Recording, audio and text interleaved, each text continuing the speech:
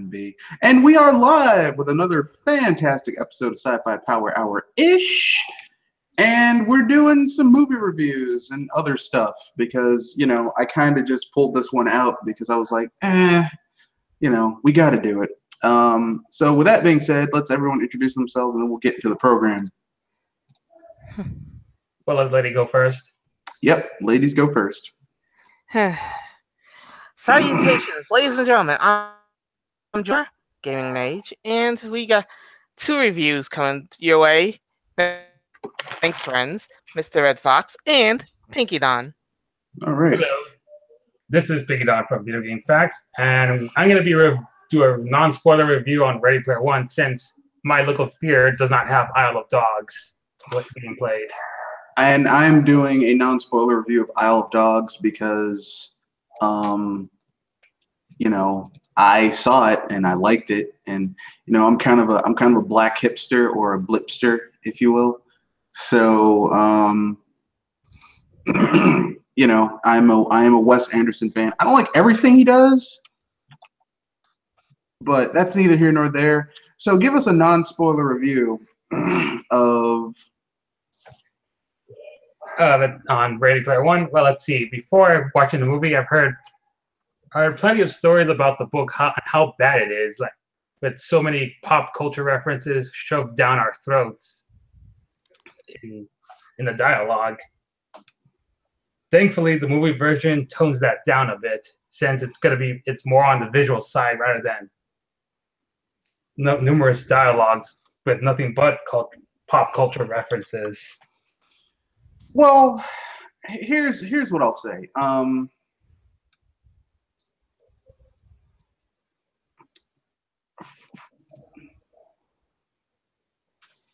Steven Spielberg is really good at translating books that are severely flawed into really good movies. Like Jaws, the book is dry as hell. Like the first two acts, you don't even get to the shark. Like it's dry as, oh god, it's dry. It's so dry. It's so dry, and I mean, it's like, look, Peter Benchley. That book is so hard to read, but the movie is so good. And Jurassic Park sucks. The book is not that good. I don't know. I mean, I know some hardcore Jurassic Park fans claiming that the book is far more better because of the important plot elements as well as the blood and gore. Well, the book basically, the book's message and Jurassic Park's message is very, the core message is the same, is that there's some things that mankind should leave the hell alone. But the secondary message is like, and if you don't, it will fucking kill you. Like the end of Jurassic Park still has that mystery of like, man, but you know, we shouldn't have done this, but man, dinosaurs are still fucking cool. Ha! You know, but you know, the book is horror. The book is a horror novel, versus, you know, Science Gone Bad. It's just a straight up horror novel. But Steven Spielberg is really good at translating a book into a movie. Like he did it with The Color Purple. He did it with Jurassic Park. He did it with and he did it with Ready Player One. So continue. Sorry. And let's not forget BFG. Yeah, but that was a kid's book, and it's really hard to F up a kid's book. No, it's easier to mess up a kid's book because look at Tim Burton's shitty Willy Wonka and Charlie and the Chocolate Factory. So anyway, Ready Player One, since I'm part of a video game related discus group, you're bound to find some cameo appearances of various video game characters such as Street Fighter, Overwatch, even Battletoads. Yeah, and Teenage Mutant Ninja Turtles. If I got it right. And Teenage Mutant Ninja Turtles characters. No, I think Ganon's in there. Like a dude who looks like Ocarina of Time. Ganon's in there. I also heard that Hatsumiku from Vocaloids makes a cameo appearance. You will have to watch this movie about 3 or 4 times in order to get all those damn references. Yeah.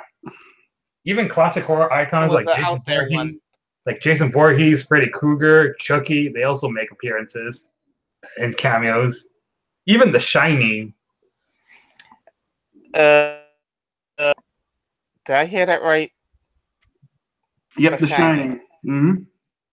So it must be Jack Nicholson. Here's Johnny. Yep. And then there's King Kong and Jurassic Park's T-Rex making cameo appearances. And the DeLorean. Don't forget the DeLorean, yes. It's stuff in there. Even Kanida's bike from Akira. Yep. Makes a cameo appearance. That impossible unicycle. It's not really a bike. It's a unicycle. It's a motorized unicycle. But it looks cool in the anime, and it looks cool in this movie. And that's all that matters. And let's not forget the Iron Giant. Of course, we already know that. I mean, because in the book, it was originally supposed to be Ultraman, but he was replaced by the Iron Giant in this movie. And of course, the Mobile Suit Gundam, which you can see from the poster and one of the trailers. Oh, and I also spotted a Hello Kitty cameo, but only briefly. Really? Yep. Dang. And whose film? So what's your rating for the movie? Like, is it let's see, some old bullshit? Oh no, is it fuck you? Some old bullshit? A matinee? A rental? A matinee or better than sex? I'll just give this a matinee since it's a lot better than I thought it was gonna be. I'm gonna give it a high matinee. Because it shows that Steven Spielberg can still, Steven Spielberg still got it. Just point him in the right first. Yeah, like some people for a while are like, man, Steven Spielberg, the old dog. No, look, listen. Let me put it this way. You can take your J.J. Abrams and your fucking Michael Bays and your Dan McGee's and your Zack Snyder's and shove them up your ass. I take Steven Spielberg. I take Spielberg over Bay any day, please. I find it shocking that film school students don't appreciate Steven Spielberg's films that much compared to the older generation. No, I mean here's the reason. And we're getting off into a tangent a little bit, but it's worthwhile talking about.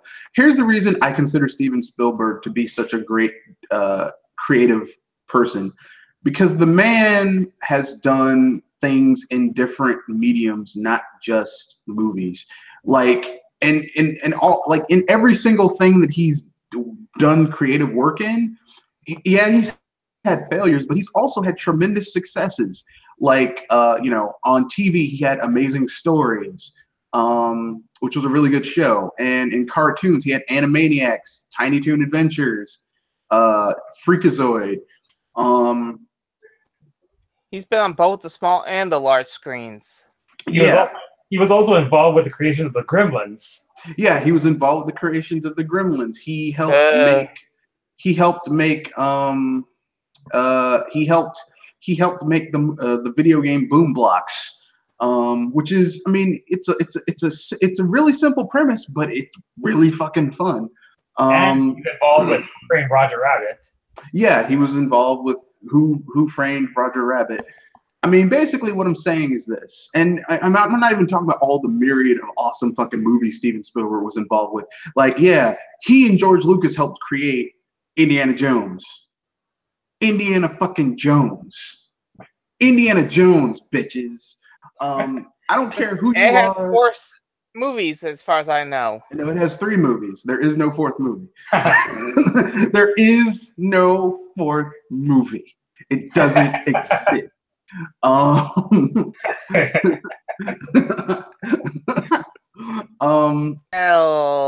drop that then. Yeah, there is no just like there is no Jurassic Park 3. No, there is no Jurassic Park 4. There is no Jurassic. There is no Jurassic Park. Jurassic World. It doesn't exist. There's a movie. Some fucking dinosaurs attack some tourists, but that's not Jurassic. That's not Lost World. I mean, that's not Jurassic World. But my point is this: the man knows how to make movies that touch you at a level that is nostalgia and childhood and wonder. It's an experience. You watch E.T. even now, it's fucking a good movie. You watch Close Encounters of the Third Kind. It's a really great film. And I mean, yes, Steven Spielberg was heavily inspired by those older filmmakers people love, like Akira Kurosawa and fucking John Ford and Howard Hughes and stuff like that. But and even old and stuff like Gauguin and the German Impressionists and stuff like that, but whose names escape me because I'm not really a film student. But Steven Spielberg still really solid, a solid director. You know, like even his bad movies are still pretty damn good. Like you can watch them, like, and you don't come out of the movies just pissed the fuck off. Ugh. For example, Hook. No, Hook was good. I like that movie. Hook is one of the few live action Peter Pan movies that I can watch and enjoy because, first of all, it doesn't try to retell the story. It doesn't try to do something different. It basically is like, okay, what if Peter Pan came back and he grew up and he forgot he was Peter Pan? How would that look? And that's Hook. It's an interesting premise. But it's also a film that you either love or hate. Because of those reasons. I personally like it because here's the thing. At the time, I went to go see that movie when I was a little kid and I enjoyed it. And now that I'm older and I've seen all these other directors try and make movies about Peter Pan that fucking suck compared to Hook, which is actually good, I'm sorry. I mean, you can say, look, whether you like Hook or not, it's better than any of the other fucking Peter Pan movies that have come out. Like the recent one, Pan. That one's that movie was. Yeah, my name's James Hook. I think we'll be friends forever, Peter. Like, I'm like, seriously. This is fucking. Oh man, fuck this movie. I'm sorry. Like, no. So moving back to Ready Player One, there was this rumor going on that there will be kaiju's and making cameo appearances in that movie. They involve Godzilla, Gigan, King Ghidorah, Mechagodzilla. No, there's Mechagodzilla and King Kong is technically also a kaiju. So, and as well as Gamera, of course. Only one of them only about one of them from those rumor. Only one of those kaiju's from that rumor made an appearance. Well, two, because Mechagodzilla's there and King Kong, and King Kong is technically a kaiju. He's a god beast. So two. So I mean, you got two. You got one from Toho, and King Kong was licensed by Toho for like 2 movies. So I mean, shit. I mean, you know. Oh yeah, and the rumor also mentioned the Cloverfield monster making an appearance, but I'm glad that piece of shit wasn't in the movie. I'm sorry, I don't like Cloverfield. Yeah. And of course, you also saw my post saying how I can't wait for the kaiju fans to debate whether or not this version of Mechagodzilla will make a later appearance in the MonsterVerse. I mean, which MonsterVerse? The new American Godzilla or the Japanese Godzilla film? The American MonsterVerse. I don't know. It could, because here's the thing: if the Godzilla films have been the American Godzilla films have been so grounded in science realism. In reality, they're so grounded in reality that, like, I mean, they would have to go slightly into the future in order to have a Mechagodzilla, and I don't like. It's already hard enough to imagine these monsters, much less humanity getting their shit together to build a Mechagodzilla. So, I don't know. Yeah.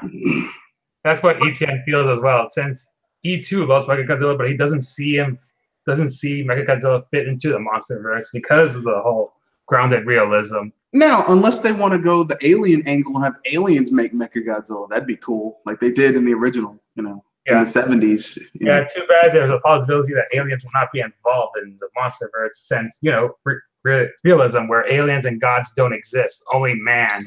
Well, aliens could exist. I mean, just numerically alone, you've got trillions of stars in the known. You've got billions of stars in our galaxy alone. Just by the law of averages, at least a few of them have to have solar systems support life in some way, shape, or form. So potentially, you could have like aliens. Though to be fair, there's no way. There's no way you can make the Godzilla series realistic as possible, since Godzilla is usually at least 50 meters tall, at which Earth's gravity. There's a certain level of suspension of disbelief you have to have, but I'm just saying that just like there's suspension of disbelief, and then there's like, okay, this makes no goddamn sense even by the rules of its own universe. You know what I mean? It's like the difference between it's the reason why, and I know people are gonna get mad at me when I say this, but like I can watch a Godzilla film from the 70s where it's a dude in a suit and I'm enjoying it, but I can watch it like Michael Bay's shitty Transformers comes up and I just get mad. I'm like, fuck this. Yeah, the suspension of disbelief in Michael Bay's Transformers films were off the walls. No, it wasn't just that. It was just they were so stupid that I couldn't take it. It was like when they had the jiggerbots and that couldn't read, and like here's the problem with Michael Bay. For me, is that his films, like the action in the Transformer films is so badly shot. Between the robots, it's like you can barely see what's going on. Like, I mean, I might not like Pacific Rim, but when the robots are fighting in both of those movies, you can see the action. You can see what's going on. Not to mention they're much more distinguishable compared to the Transformers. Yeah, and the Transformers, it's like, not to mention there's no cohesive story from one movie to the next. Like literally, Michael Bay's Transformer films is the equivalent of basically going to a little kid, going to one of, well, I don't know how old you are, Pinky Don, but 25. Okay, you're 25, so you not quite old enough yet. But it's like going up to me when I was 4 years old and had a toy chest full of action figures, giving me a Transformer set of Autobots and Decepticons, and then giving me a crayon and say, write a script from how you play with them. And that's basically what those Transformers movies are. Like when you take action figures and made them beat each other up with your hands, those are those movies filmed. And that's fucking terrible.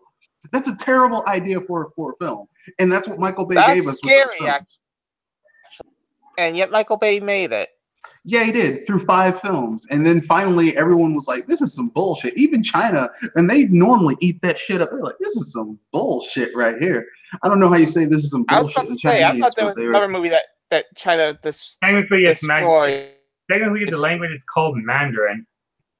Well, no, there's different, like, there's like 5 dialects of Chinese. There's Mandarin, there's a Szechuan, there's a Temujin. There's like 5 different versions. And while they share a lot of root idioms, like root words, it's like depending on the region, it's slightly different. So I mean, like I said, even when the Chinese are like, "This is some bullshit," then you know it's some real bullshit. And I mean, you know, I told people for years, stop watching these shitty ass movies, and people are like, well, I just like to see the explosions. Really? Yeah, but you can watch old shit that's better. Mythbusters for that.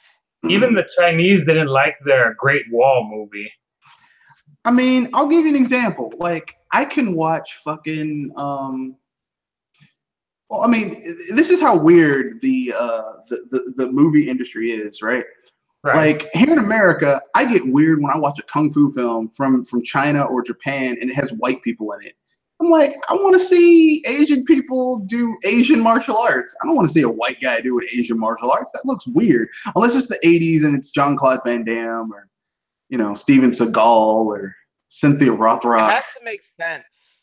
Yeah, and here's what I'll say about Steven Seagal or Cynthia Rothrock or Jean-Claude Van Damme. They were never like stealing someone else's role. They made a role for them and they played that role, and it made sense why. Well, why do you know martial arts? Well, actually, like in Bloodsport, he's like, well, like this Japanese family lived in my neighborhood. We snuck in their house to see their sword, and I got in trouble. And my father was like, look, your ass is gonna make up for breaking these people's house. And I learned karate while I was in their house, and I wanted to be friends with the kid, and then he was killed or he died in a kumite, and then I had to get revenge. Like, why that existed. Yeah, there's a reason why he's just some white guy in Japan someplace fighting in the kumite matches. Like, it's not like, wow, man, this would be so much better if a Chinese or Asian dude was in this. Or Asian chick, I don't know, whatever the story calls for. But I mean, nowadays it's like you watch a movie and it's like The Last Samurai. Why the fuck is Tom Cruise the Last Samurai? There's some things that make sense. Because he's an immigrant who was taught by the Japanese of the way of the samurai. Here's why that's kind of bullshit, because the Japanese were incredibly insular and against foreigners. Gaijin, Guaylo, whatever you want to call it. They didn't like that shit. And there's no way that samurai, which at that time were like part of the ruling caste, were gonna fucking teach a foreigner their ways and pass on their teachings to a foreigner. It's not their thing. Be deep in their culture in order to get that.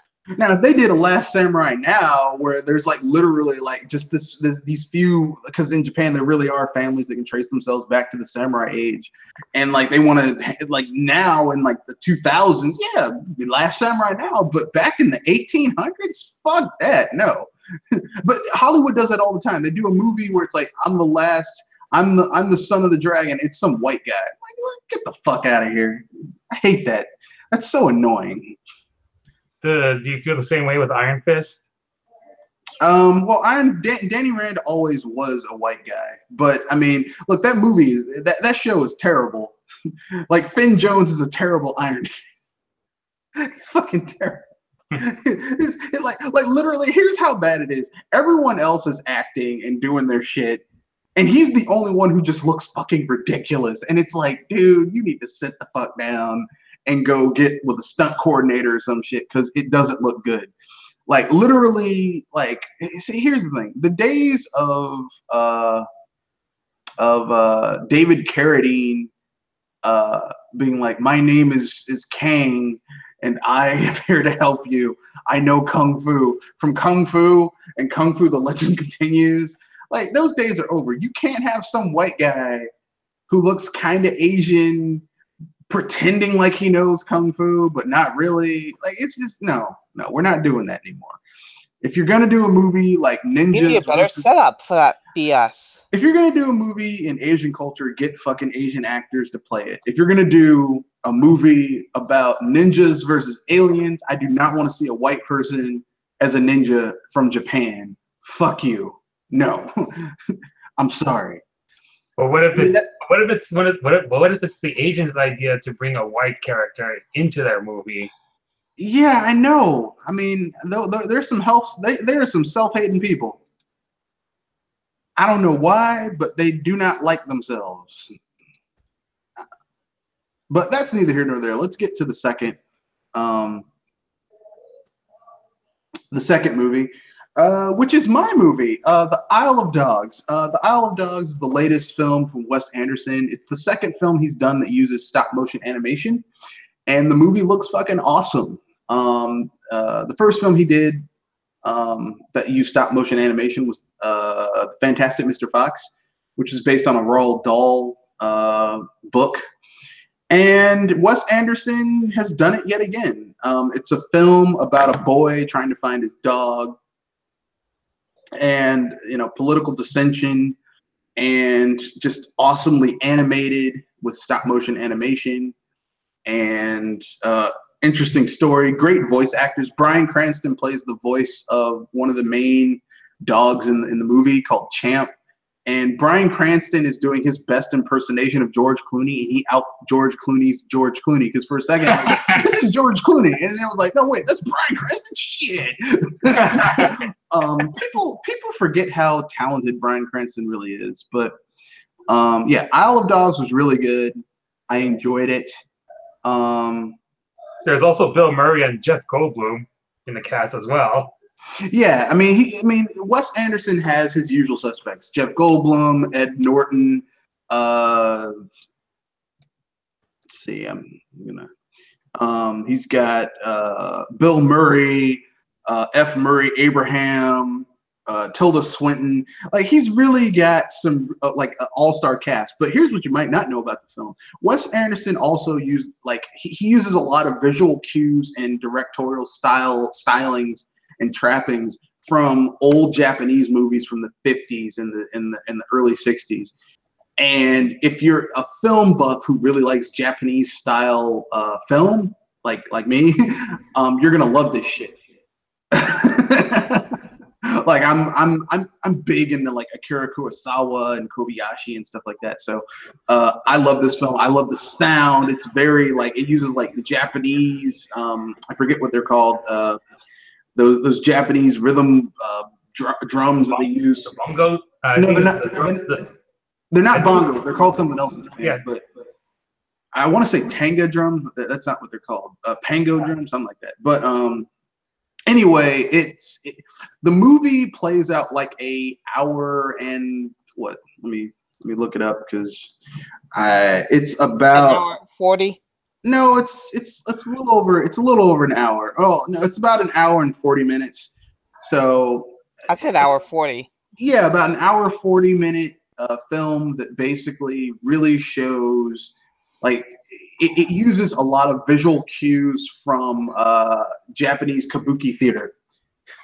Like, it has the drums and the whistles, and I mean, it's just, if you're a Japanophile like me, you'll love this film. And if you like Wes Anderson, you'll love this film. And if you want to see just a really if you want to see an old school style PG-13 film where there's parts of it where this really should be rated R, but it doesn't have blood in it, this is perfect for you. And if you're into stop motion animation, go watch it as well. Oh yeah. If you're into stop motion animation, where people just move these little puppets a little bit at a time and then take a picture and then string all that shit together frame by frame.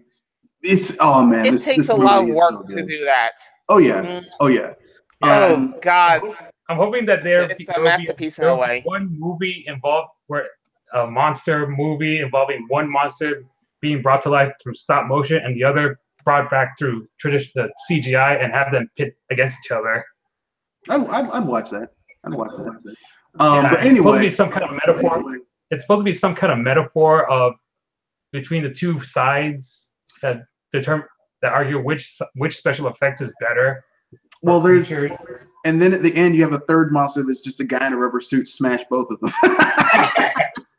It's like, both of you are wrong. That's Monty Python. Yes. Levels of comedy. Where did you get a coconut from? Oh. Speaking of Monty Python, there's a Monty Python reference in Ready Player One. Basically, there are so many damn references in that movie. God. You'll have to watch it about 4 or 5 times to get all of them. And then after that, you're probably going to have to get the Blu-ray so that you can watch it like scene by scene. But that's neither here nor there. So I have to give you my review. So what would I give Isle of Dogs? Some old bullshit? No, fuck you. Some old bullshit. A matinee. Rental, a matinee, or better than. I say rental by how it sounds. I'm suspecting either full price or better than sex. No, I'm giving it a high matinee. I'm giving it a high matinee. The reason I'm giving it a high matinee is because I said so. So I'm off too.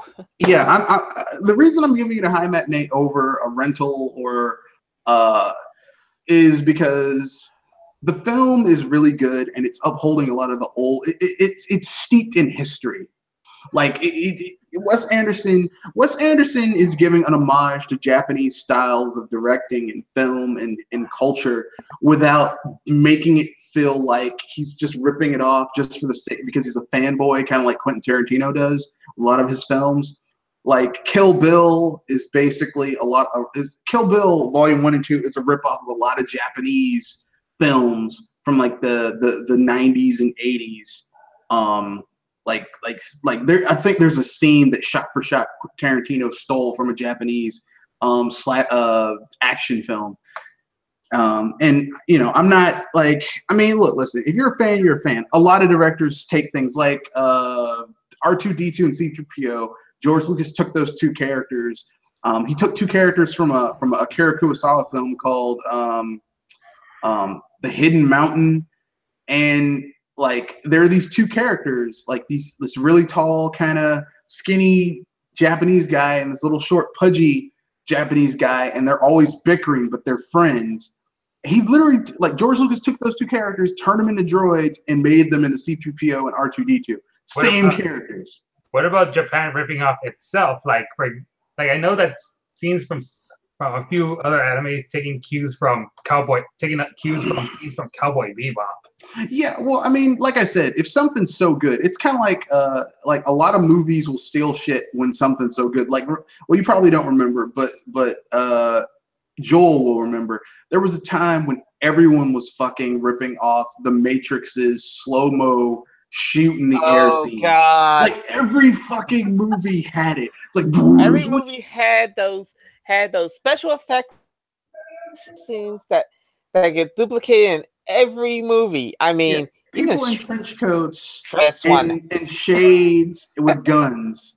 Every goddamn movie. It was ridiculous. It's like remember, I mean, but that happens every film industry has that. Every industry has that. When something comes out, everyone copies it. Like when Harry Potter came out, all these Harry Potter clone books came out. It was ridiculous. Like I read this one book that was like called Magic Camp, where instead of a sorting hat, they had a sorting stone. That literally you would pick it up and it would sing to you just like the sorting hat. I was like, this is some bullshit. This lady's gonna get sued. Like that's how I was reading it. I like how when Jaws gets sued.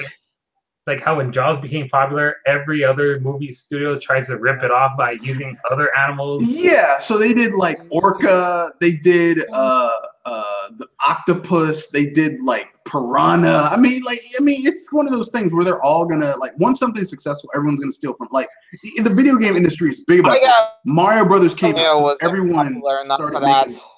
Mario Brothers came out, so everyone started making platformers, and then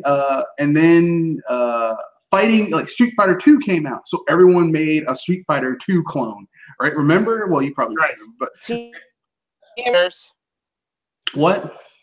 TMNT Tournament Fighters. Yeah, everyone made clones, and then Mortal Kombat came out, and everyone made clones of that were gory, right? And then or disgusting, and then or using live action. Thank you for reminding me of that. Yeah, and then like everything, and and we're seeing it even now in the 2000s. The first-person shooters got really popular in the early 2000s, 2002, 2003. And then everyone started making FPSs. So, I mean, it's every industry has it. Makes me wonder when the next fad's going to come and get rid of that. No, the fad right now is games as a service. So they can continue to charge you for shit into perpetuity. That's what they're doing now. But you get what I'm saying. So yeah, I'm giving Isle of Dogs a high matinee because basically it's pretty good. It kind of is an homage to a lot of Japanese things without being fanboyish, and it's not better than Sex because it's not that good. I mean, it's like Better Than Sex is something like you need a movie that is real out there,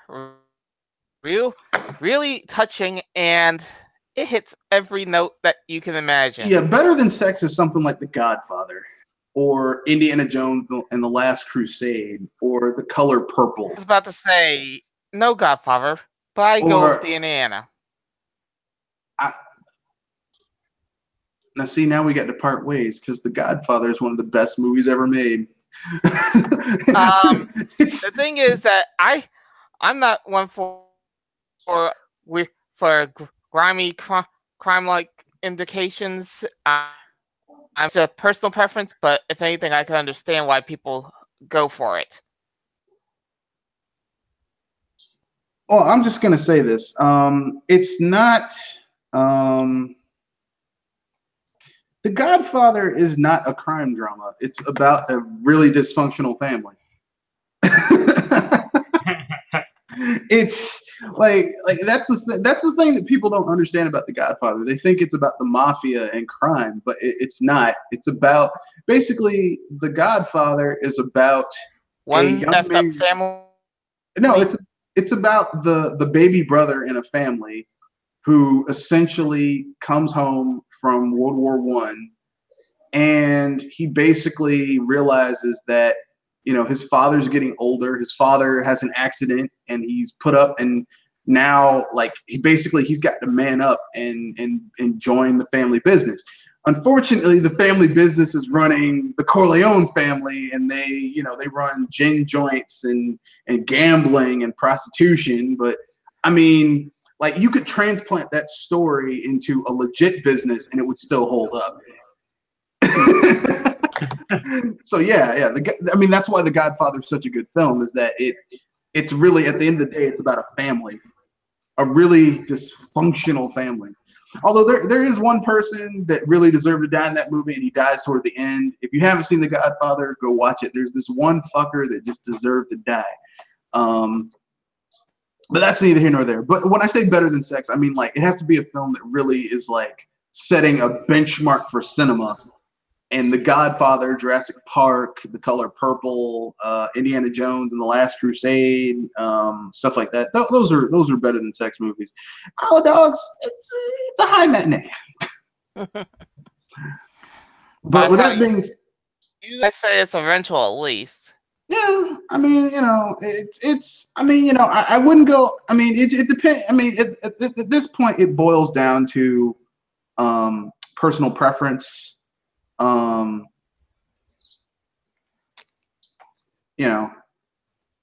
what might make you happy doesn't make what might make you happy might not make me what might make you happy might not make me happy. What might make me happy might not make you happy. I understand that one. So pretty much Angelo's end of the podcast sentence, what's perfect to me is not perfect to you. What's perfect to you is not perfect to me. No, it's because basically because there are things that are objectively perfect. Like if you make a perfect sphere, it's perfect. Mathematically, it is perfect. You can't say, well, that's your opinion. No, it's perfect. You can't, there's no arguing about it. There are things that are perfect. But in this case, it's a movie, it's subjective. So, your feelings on it are, I'm arguing strictly on a technical level. The film is competently made. If it's not perfect on a technical level. On a subjective level, I'm giving it a little bit of a lean because I'm a fan of Wes Anderson and his films. So I'm kind of okay, well, it's if it was just technically made and I didn't subjectively like it, I would probably give it a rental. But because I like it on the subjective level and it's also technically made, that pushed it up. You get what I'm saying? Yeah. Mm-hmm. Okay. I don't know why I had to explain that so much. I guess I felt defensive about my rating, but that's neither here nor there. Let's move on to the third topic, which is speaking about Gojira. We're talking our favorite Godzilla films. So who wants to go first? Let's see. I'll go first. All right. In no particular order, there's the original 1954 Godzilla, the 1984 Return of Godzilla, okay, the the 2014 Godzilla, the Shin Godzilla, and GMNK, All Monsters Out of Attack. You mean the one where Godzilla's just totally pissed and just kills? Like he basically he kills Baragon, Mothra, he kills Mothra, he kills Ghidorah. He just kills He's every on a monster. death spree. Yeah. I mean, I like that movie because it finally has Godzilla doing the one thing that you've always wanted him to do in all those other films that he never does, which is he knocks the monsters down and then while it's on the ground, breathe fire on it. Why are you always letting him get back up? Just look, I knocked you down. I'm a fire-breathing dragon. Die. You know, why? That's how he kills poor Baragon, that poor bastard.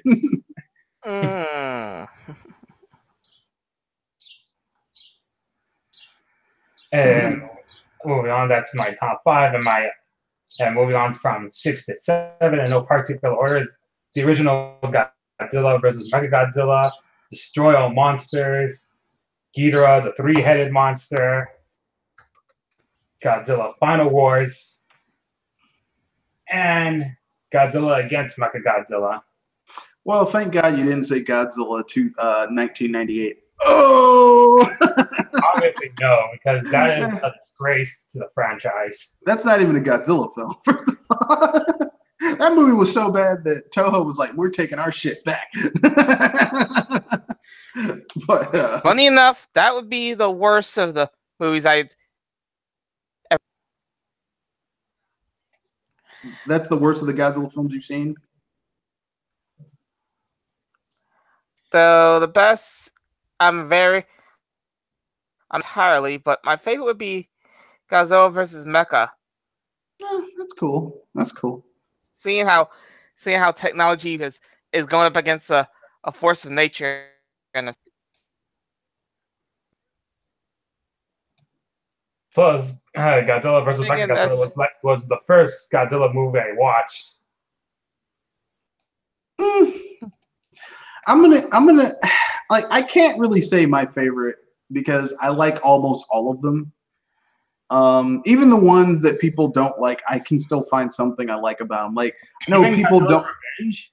Yeah, people don't like that one because it's got that little kid and it's got Mania and all that stuff, but I still like it. Listen, it's got Godzilla beating the shit out of stuff. That's all I really need. Look, I'm a simple man. I just need Godzilla beating the shit out of monsters. That's all I need. But I'm a simple man, you know. But you know, like So I guess I'll say my most memorable Godzilla films, like the things that had the most memorable stuff to me. The first Gojira film I ever saw was Godzilla, the American one, with Raymond Burr as Mr. Steve Martin. Yeah, Steve Martin. Oh God. And when I was a kid, I loved that movie. But when I saw the original movie is so much better than the American one. Like it's not good at all. Oh snap! How's it going, Dragon? On a break, I guess. All right. We just finished our non-spoiler reviews on Isle of Dogs and Ready Player One. Yeah, and now we're talking about our favorite Gojira films. So, I don't really have like all of them are my babies. I can't choose, like I can't pick between all of them. So I'm just thinking about my most memorable ones. So I talked about the first Godzilla film I saw, which was the very first one. But what was more memorable was when I saw the original Japanese version, which is so much darker and has more emotional impact to it. And then actually the second one is Godzilla Raids Again in 56 in America, which is in Japan, which is the sequel because that's the first Godzilla film that has Godzilla fight another monster, and it's Anguirus or Anguirus, depending on which translation you want to use. And that, I mean, like, it's in black and white, and there are parts of it that look really campy, but the part where Godzilla friggin' kills Anguirus is so vicious. Like, he literally bends down and bites his neck. And you can see Anguirus struggling and just dying, which starts the eternal streak of Anguirus just getting his ass kicked. Anguirus like is the squash monster of the Godzilla universe. Like, he's just there to get his ass kicked. And he has a cult following in the U.S., whereas Japan, it's Baragon. Yeah, I like Anguirus, but all he does is get his ass kicked all the time. I mean, Yamcha bad. No, he's not, like, because Yamcha has portions where he gets to be badass, and they show that he's a badass. Like, everyone else, like, he's Yajirobe. Like, he's Yajirobe. Like Anguirus is Yajirobe. Like, he's never going to be, or even worse, he's I say Yamcha Yajirobe. As in he's got that much. But no, because Yamcha is not that. Yamcha's pretty badass when you think about it. Like, his special ability is strength manipulation. He's the only human being who went to 100 times Earth's gravity, and unlike Vegeta and the other Saiyan and the Saiyans who friggin' couldn't move for like weeks, he managed to use his strength manipulation to turn the shit off and not severely injure himself, which is better than most of the Saiyans who went to 100 times Earth's gravity. Seriously, he's pretty damn badass. The only thing is, like, Yamcha isn't hardcore into training like other people are, so he doesn't reach those. He's got that kind of bad luck. No, he wants to have a life aside from just training all the time. So I mean, I can't really. Too bad that Vegeta beat him to having a life. Not really. By stealing his girl. I mean, let's think about it. Let's really think about it. One, Yamcha and Bulma broke up well before Dragon Ball Z. Two, I mean, Vegeta's a fucking loser. I mean, how many times has Vegeta almost caused, whether directly or indirectly, the destruction of the Earth? I was about to say, better than Goku. I mean, this is the man who deliberately got himself infected with the Majin curse, which deliberately released Majin Buu so that he could beat Goku. This dude almost destroyed the planet where his wife and children live on in order to beat Goku. Vegeta's a fucking idiot. It's debatable that Goku is also more prone to risking the Earth of getting destroyed as well, because there was this post I mentioned that if Goku was ever in Avengers, he would let Thanos. He would allow Thanos to get all the Infinity Stones so he could fight him in his best. Yeah, that's true, but at least Goku would do instant transmission and like go to another planet that's not inhabited. Vegeta is like, here's the thing: Goku has an out to get to where people aren't. Vegeta doesn't. He doesn't fucking care. That's the problem. That's why he's kind of like not really. I don't know how we got on this. We're talking Godzilla, but anyway, yeah, I'm a huge Gojira fan. Like I said, my first two I'm going black and white because you got to give props to the OG originals. So the originals, Gojira and Gojira Raids again. My third most memorable Godzilla film, and I'm going 5 because 10 is just too much. Because I feel like binging. I might binge Godzilla this week, since I'm on spring vacation and I'm not going into work. But my third Gojira film is I like obviously Godzilla versus Mechagodzilla. And I'm gonna cheat a little bit. I'm gonna say Godzilla versus Mechagodzilla's Revenge, which is the sequel. Because like those two films are almost like a part 1, part 2 of each other. Because even though that sequel is mostly focused on Titanosaurus than Mechagodzilla. Yeah, but the reason I say it's almost like a part 1, part 2 is because Godzilla obviously has a memory of how he defeated Mechagodzilla, because he does the same move to defeat him in the second film, but it doesn't work because they built a failsafe where even with its heads off, which in the first film, he rips the head off of Mechagodzilla and he explodes. In the second film, he rips the head off Mechagodzilla and Mechagodzilla's like, oh no, this is only my second. That was only my first form. Here's my second, and then continues to fuck up Godzilla. I mean, it's a really good movie. It's really good. The 70s era Godzilla films are so good. I mean, they're campy, but they're so good at the same time. It's like, this shouldn't be this fun, but they are. My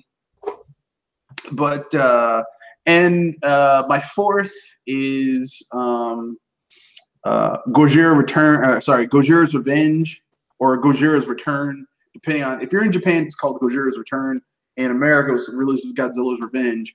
But I prefer the Japanese version because it doesn't have Steve Martin in it. And the only reason I didn't put this higher is because I don't like the Super X2, because I think it's bullshit that people can build a machine that can beat Godzilla. That's stupid. I said force of nature versus technology. And how the Super X2 defeats Godzilla is kind of stupid. They launch this super dynamite that he swallows and it explodes in his stomach and he collapses and they're like, we beat Godzilla, and then a lightning bolt comes from the sky and hits his spines and it resurrects him and he comes back to life and then fucks him up. It's great. I like seeing them lose. I root against people when they fight Godzilla. I'm like, yeah, fuck him up. Of course, they found a way to get rid of him by dropping him into a volcano. Yeah, but that doesn't really work because they had Godzilla versus Batra, and they dropped Godzilla into the mantle of the earth, like into magma, and he just came back. I mean, somehow got out of there. Well, Godzilla is tough. Like, really, the only time I've seen Godzilla, like, legitimately, that killed Godzilla, was in Godzilla versus Destoroyah, where his own power, he couldn't regulate it anymore, and he just melted. That film made me cry. Yeah, it's supposed to. It's kind of a hard. But then, the new Godzilla, the baby Mania, fully matured because he absorbed the radiation from his dad. So we had another Godzilla. So even though one died, another one came. But that's neither here nor there. My favorite Godzilla film, my number 5 is, I just said it, Godzilla versus Destoroyah, where the fight between Godzilla versus Destoroyah after he finds out Destoroyah killed his son, is fucking awesome. It's one of the only downside about that fight is that Godzilla isn't the one who gets to destroy Destoroyah. Like, he just does massive damage to it, and like this Earth Defense Force hits it with like 0G lasers that like sub-zero lasers that freeze it and make it smash in little bits and pieces. But yeah, that movie is so good. Godzilla versus Destoroyah, really good. Honorable mention, Destroy All Monsters. All Monsters Attack. Final Wars. That's a really good film if you want to see Godzilla just beat the shit out of every single monster in the Toho universe. All of them, including that piece of shit Godzilla 98 monster. Yeah. And has Mania in it too. The real Mania, not that one that like turns into Godzilla at the end of Godzilla versus Destoroyah. The original dopey ass, talks to kids. He's like pre-Barney Godzilla. but Mania saves what's left of humanity because he talks his dad into not just destroying everything. And Godzilla's like, you know what? I don't need to destroy everything, even though I destroyed like 70% of the Earth. Fuck it, I'll leave the 30% to humans. And he walks away, and it was glorious. But yeah, those are my top Godzilla films. Dragon Sword, you have anything to add? I am probably not a Godzilla. I have not watched any Godzilla films and probably don't have an interest in watching them. Okay. I guess, yeah. Okay, that's cool. And Joel? I said it earlier because I only got 2 as far as my memories go. I'm a Godzilla fan, but I did get introduced to Godzilla for a bit, and I actually watched another one. Yeah, I'm a Godzilla fanboy, so I've seen here's how much of a Godzilla fanboy I am. I have and I have two shelves of Godzilla figures in my room right now. Okay, I do not have two shelves of figures. I don't have a shelf of Godzilla figures. I have like 8 Godzilla figures, and like 5 of them are different versions of Godzilla throughout the ages. So I've got like OG original 50s Godzilla. Then I've got like the 60s Godzilla, the 70s Godzilla, the 80s/90s Godzilla, and then I've got the 2000s Godzilla, like Millennium Godzilla. I don't have Shin Godzilla because I don't like Shin Godzilla. I do have the Shin Godzilla figure. Yeah, I don't have Shin because I don't like Shin. Not that there's anything wrong with Shin Godzilla, in terms of like my Godzilla-ness. I don't like his design. I don't like his design because I mean, it's just that face that like when Godzilla was originally designed, he was designed to have features of both like a dog, like a puppy, and like reptilian-like features because you're supposed to feel empathy for Godzilla. And this new Godzilla just has none of that, so I have no empathy for it. Like I'm like, fuck this monster. Like I don't care. I don't care. Like not to mention that the Evangelion guy who directed it made Godzilla into a fucking Pokemon, which is not cool in my opinion. I'm like, that's kind of. I was gonna make the joke that you're referencing its early form, its base form, and nicknamed it Kamada-kun. Yeah, it basically looks like a Pokemon. Like it's like a Pokemon. It attacks the city, and it gains experience, and it reaches a certain level, and it evolves, and then it just keeps on. Like that's the whole thing. It's like, this is so fucking stupid. I'm sorry. That is just, oh god, that's the dumbest shit I've ever seen. Like this is how sad right now Toho's Godzilla films are to me. Well, Shin Godzilla is to me right now. The American Godzilla in 2014 was more Godzilla than Shin Godzilla to me. Dang. Yeah, but that's just my own personal opinion. I could be wrong. I know that James Rolfe prefers the Japanese Godzilla over Legendary's Godzilla because you see Godzilla more in Shin Godzilla, and probably because he thinks that that Japanese make a better Godzilla film than the Americans can. Yeah, it's closer to the original. Here's the thing. Here's the thing. Okay, Shin Godzilla is a better movie than 2014's Godzilla, but 2014's Godzilla is a better Godzilla than Shin Godzilla. You get what I'm saying? Yeah. It's kind of like this. Superman Returns is not as good. It's not as good of a movie, according to some people, as Man of Steel. No, the Man of Steel. But Brandon Routh is a much better Superman than Henry Cavill. Is Henry Cavill not a good Superman? Nope. It has something to do with his has something to do with the acting. Oh. It's the acting, yeah. It's the acting and the character and just the acting.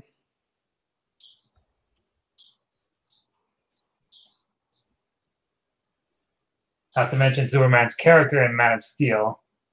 Yeah.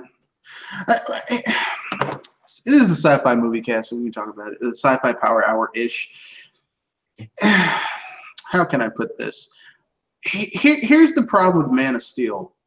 Man of Steel is Zack Snyder trying to make a remake of 2 good movies that didn't need to be remade.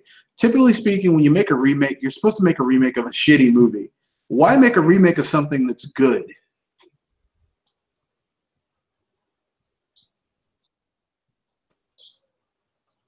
Probably because they didn't like the original. They think they need more quote unquote edge, more action. Dragon Sword. Any thoughts? I mean, I saw Angry Joe versus Nostalgia Critic review of it. If anybody's seen it, and I did. Yeah, I saw it.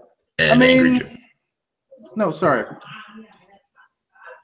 Okay, yeah, I guess I'll go ahead. He basically defended it by saying that it pretty much was a different style of the story of Superman and didn't really necessarily disrespect Superman's origin.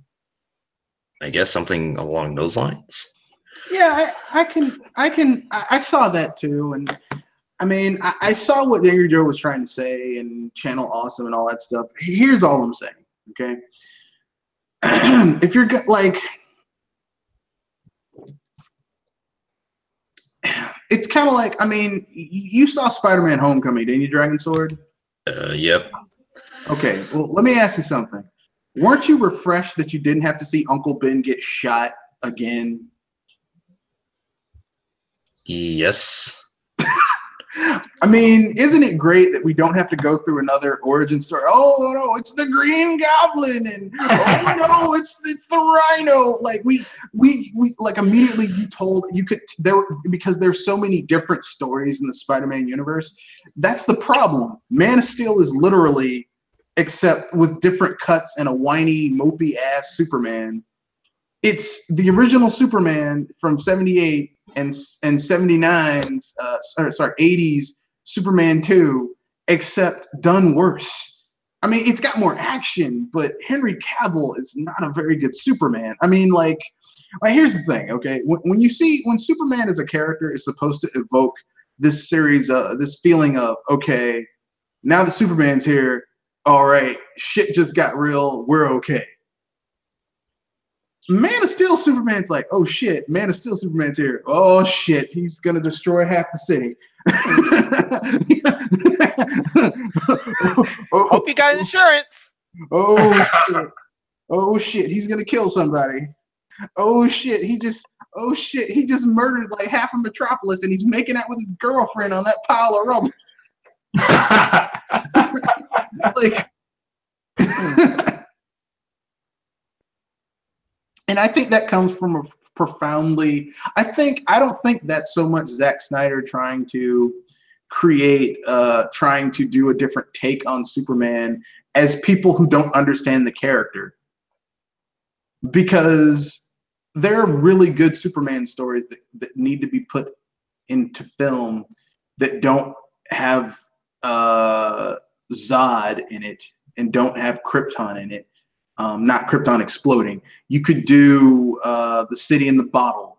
You could do For the Man Who Has Everything. You could do The Last Son of Krypton, which has Superman basically confronted with the fact that he's the last of his species, and the crippling loneliness that gives you, the character study of the character. But we didn't get that. What we got was Zack Snyder's take on something that was already done really well and didn't need to be remade. Like, you remake shitty stuff, you don't remake good stuff. You don't remake treasure, you remake trash. Yeah, because then the bar is very low. Speaking of trash, weren't we supposed to get a remake of Planet 9 from Outer Space soon?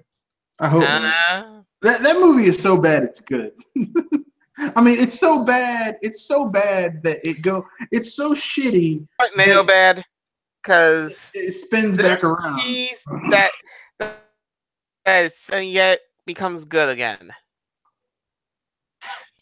I mean, it's like Star Trek from the '60s. Star Trek from the '60s, especially those fight scenes, are so shitty that they're good. Like Captain Kirk versus the Gorn, where it's like this, and he's like this overhand hit, and he throws this paper mache rock. I mean, it's so shitty, but it's so good at the same time.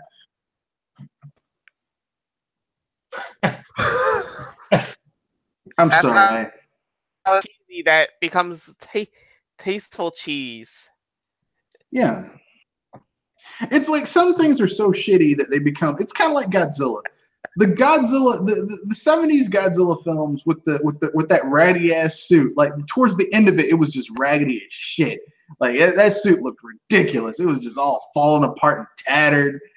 Yeah, rubber suits have a very short lifespan. And plus, they burnt the shit out of it and put pyrotechnics on it and electrocuted it. I mean, it was just, but it was like, it was so cheesy that you kind of went with it. And like CGI just doesn't have that level of cheesiness to it. Like a puppet, like, okay, even a shitty puppet, even a hand puppet has some realness to it. Someone actually created that. It exists. CGI, no matter how pretty it looks, doesn't exist. There's nothing there. You know, so now I know some people are going to get mad because people always get mad when you say that. They're like, how dare you? Nah, I'm pretty sure people will agree with you on that because right now people are getting sick of CGI. They want stop motion and animatronic puppets back in their movies again, and want CGI completely abandoned because they're nostalgia. Why, as far as I go, that you have to balance out the of animations of all kinds, because if you have one kind and do it badly, that's just gonna some time. It's kind of like seeing the return of horse carriages because people are now getting sick and tired of cars. I won't go that far. I would say it's more akin to like this. People are tired. It's kind of like once you have it's kind of like people finally going after locally grown and vine ripened tomatoes versus hydroponic tomatoes, because hydroponic tomatoes have no flavor. Like it's great that you can have a tomato whenever you want to, but hydroponic tomatoes taste like nothing. Versus, you know, a tomato that's actually been grown in soil and you slice it and it actually tastes like something. It has flavor. So I think people are at the tipping point. They want something that's a little more, you know, not that CGI is bad. CGI should be like makeup, a little bit here, a little bit there to smooth out the edges and make it look good. And if people don't believe me that a little bit of CGI is okay, go watch Jurassic Park. There's a lot of like 70% of that movie is practical special effects, but the little bit that's not is just CGI making things look a little bit better. It's not just like, oh man, everything has to be fake and computer generated, because it looks ridiculous when it's all computer generated. Like in Black Panther? Yep.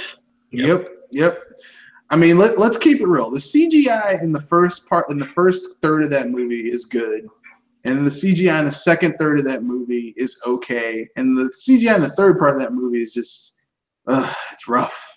It's rough. And now we know why the CGI wasn't all there, because Ready Player One took all of it. All the CGI was taken by Ready Player One. Like clearly, Ryan Coogler went to the CGI factory. He's like, I need more CGI for this movie. It's not ready. Man, Ready Player One took all that shit. Steven Spielberg came and took all of it. Man, can I ask him to give me some CGI? Because I ain't going up there talking to Steven Spielberg about taking all the CGI. You go up there. Hell, we just got over the CGI drought after last year when Justice League took all the CGI. All of it. All of the CGI. Is there any CGI left? Nope. We're out. We got no more CGI. What about CGI-ing Henry Cavill's mustache? That's why that shit looks so raggedy. Because they couldn't. All the CGI was gone.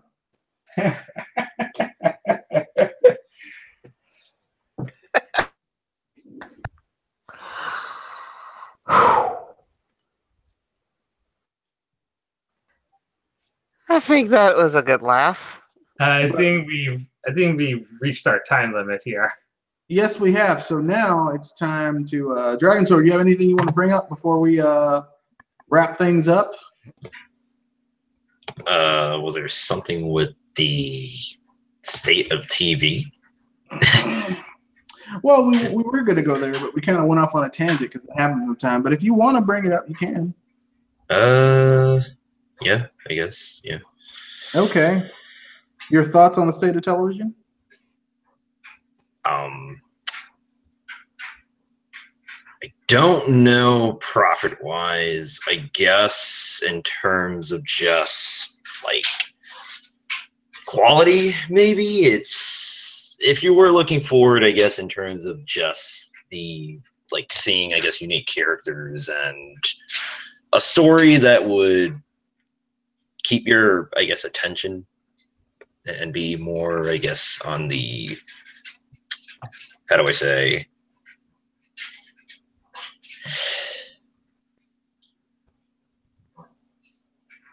is this what you want, or is this a movie that is this a TV show that you're recommending? I mean,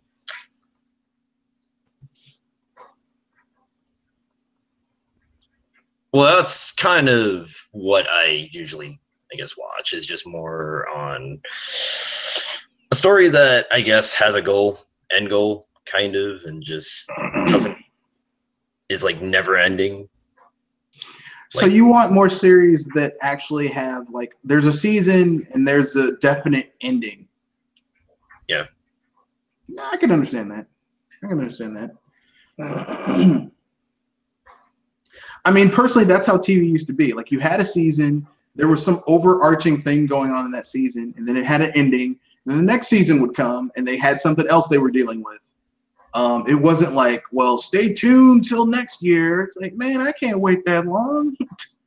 Or they have to manufacture some shit to keep it going, you know? Even worse, like how in season 5 of The Simpsons, the season finale was a cliffhanger, and they had this, and the beginning of the season was part 2 of that episode. I mean, I guess, but I would say the first 10 seasons of The Simpsons are pretty good. So I gotta. That's my own personal opinion, though. I could be. I know not everyone's gonna feel that way because everyone feels differently about The Simpsons. And I know this, man.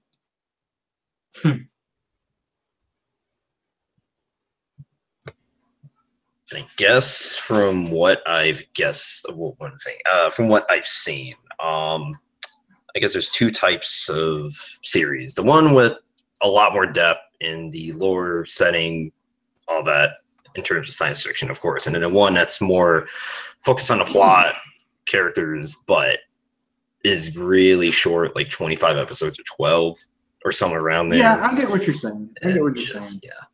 So basically, like, that's things that are more like Netflix, where it's like 10, 11, 12, 13 episodes, and there's a beginning, middle, end, and there's a story throughout the entire run that's wrapped up by the end.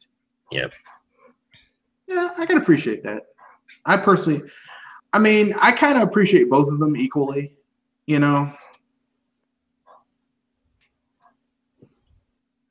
I mean, the one I prefer is just more like in the middle, where it's just about right, pretty much.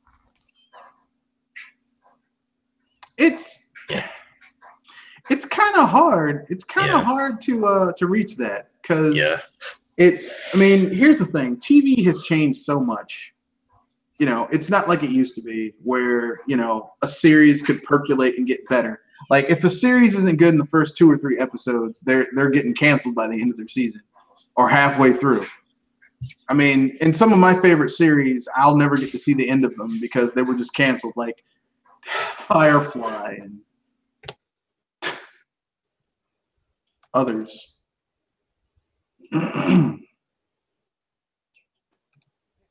You guys have any thoughts on this? Yeah, wasn't there fears that television might kill movie theaters, and that, of course, that didn't happen because it's based on the whole hysteria that online streaming services will kill off movie theaters and television. Here's what I think. I think movie theaters. I think that it's changing, right? People you can watch stuff on TV and TV like services like streaming that before you'd have to watch television for. Because when I was a kid, if you wanted to watch something on TV, you had to just watch that shit, and if you missed it, you had to hope there was a rerun. Right? Yeah. And that was it. It's not like that anymore. Now you have TV on demand where literally I have 800 channels, and if I want to see something on the Sci-Fi channel and miss it, I can watch it on the Sci-Fi channel next, where it'll come on 2 hours later. So it's kind of I have so many options now. And I think movie theaters, their issue is that people aren't going to the movies like they used to, because you have so many options for how to consume content. It's I could spend 10, 11, $10, $15, $20 on a movie ticket, or I could spend $10 on a Netflix thing and have access to hundreds of movies. And I don't get the movie theater experience, but I have access to hundreds of movies. Or I can get Amazon Prime and have access to hundreds of movies, or I can get Hulu and get access to hundreds of movies. I mean, it's just, what I'm saying is that there's a lot of options. It's kind of why kids today don't buy toys like we did when I was a kid. Used to. Yeah, when I was a kid, it would have been nothing for, when they had the G.I. Joe sales at Toys R Us or Kmart or wherever, to go and just, get all types of toys. I don't see kids it's more if you're a parent, it's more economical for you to just buy your kids instead of getting I think Legos still sell really well, but it's cheaper for you to buy your kids a creative toy like a set of Legos or a Lego video game for $60-$50 than to spend $100 a pop on multiple Lego sets. And I mean, TV is facing that same thing, where there's so many different ways to consume television. I like old TV. I like Sanford and Son and Barney Miller and All in the Family and Chico and the Man and the Wild Wild West and the Jeffersons. I like stuff like that. So it's like the medium has changed, and sadly, it's not like it used to be. But that's neither here nor there. Anything else you guys want to say before we wrap things up? Anything? Let's see. It's video game related, but I'll save that for tomorrow's BS Busters. All right. Of course, although I do have to mention that today is the 20th anniversary of StarCraft. Yay! So I have one question. Are you guys TOS, Zerg, or human? Or sorry, Terran?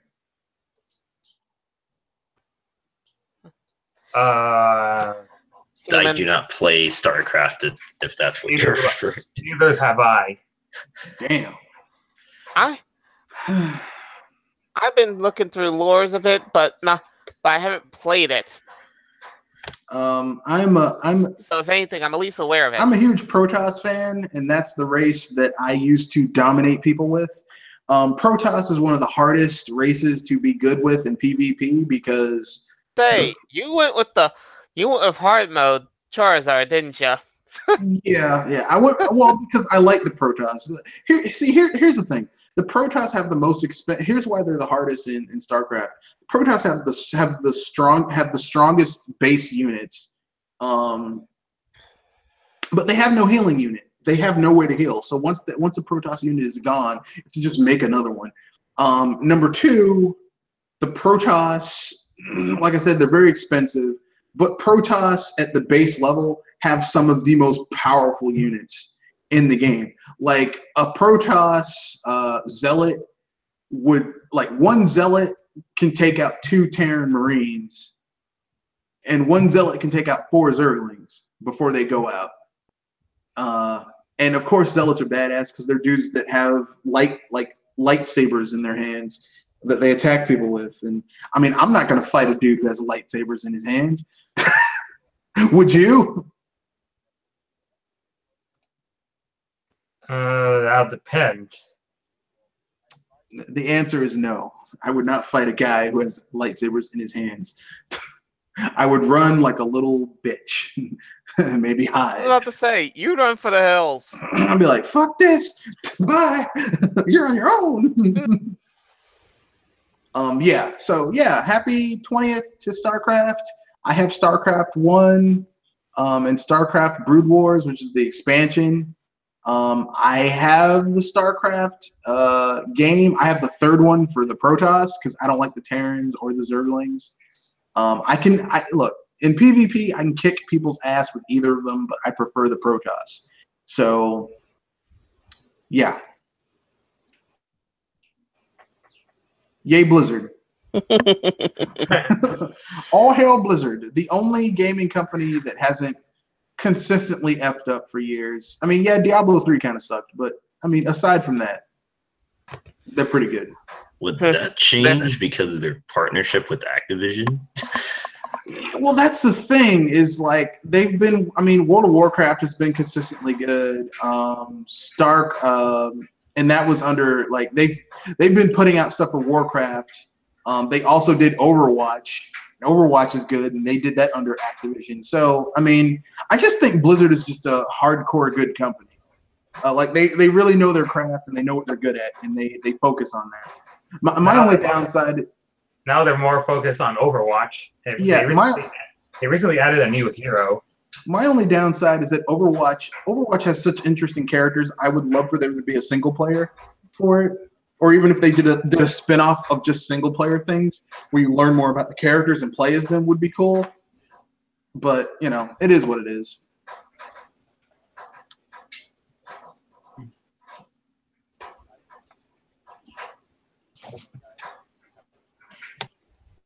But anyway, so anything else anyone else wants to say before we wrap things up?